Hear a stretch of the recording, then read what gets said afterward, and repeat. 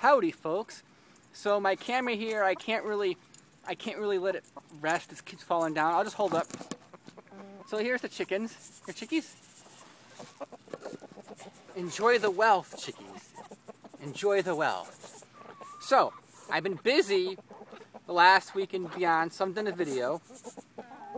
And here, Rooster. I want to say several things. I've been kind of reading a lot of the comments and whatever, even though I'm not posting.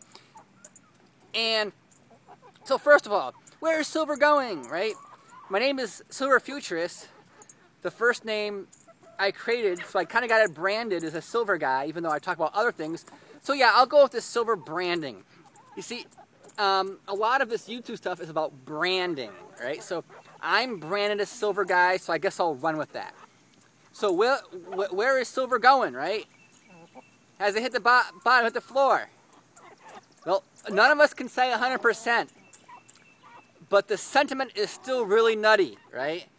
So, a close before 26 didn't get rid of the nuttiness.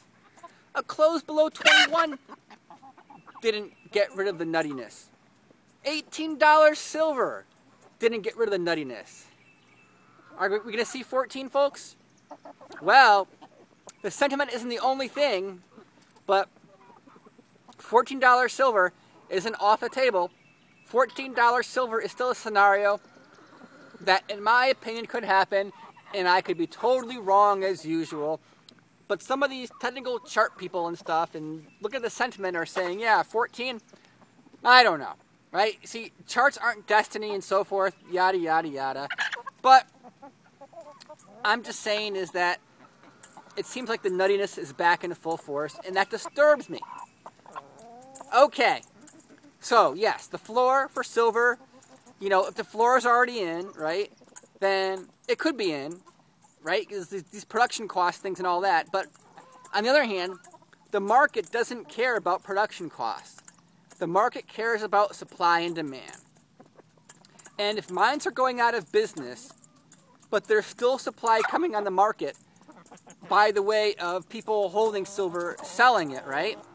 Then mines can continue to go out of business because there's more supply coming on the market. If that happens, not saying that's going to happen. You got to realize the market doesn't care about mines shutting down. The market cares about the price, the supply, and the demand. More supply comes in the market doesn't care where that came from, whether it's mines, whether it's investors, whether it's funds liquidating and putting silver on the market.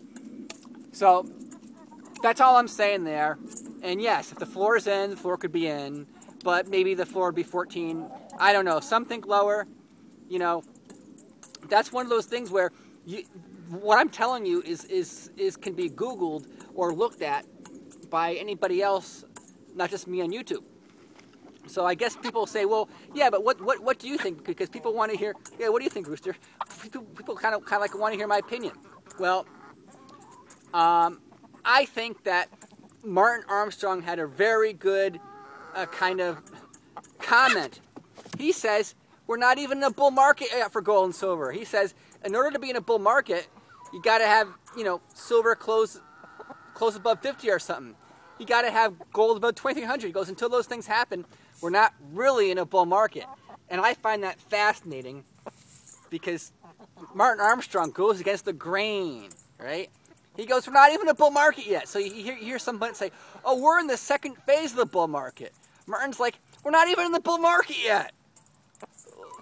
Do I know this stuff for sure? No.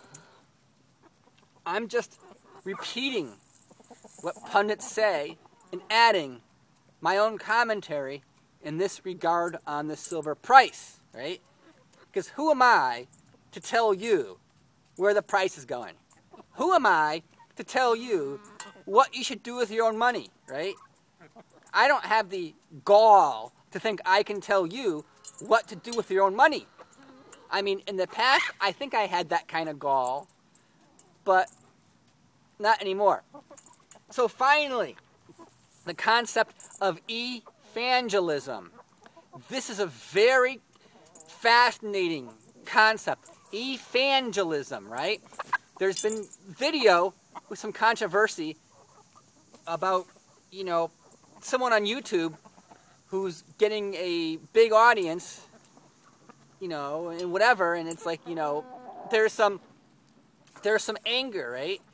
Right? I think when you see some of these people making videos not liking some popular YouTubers, there's one of two things. Maybe the person lost a whole ton of money, right?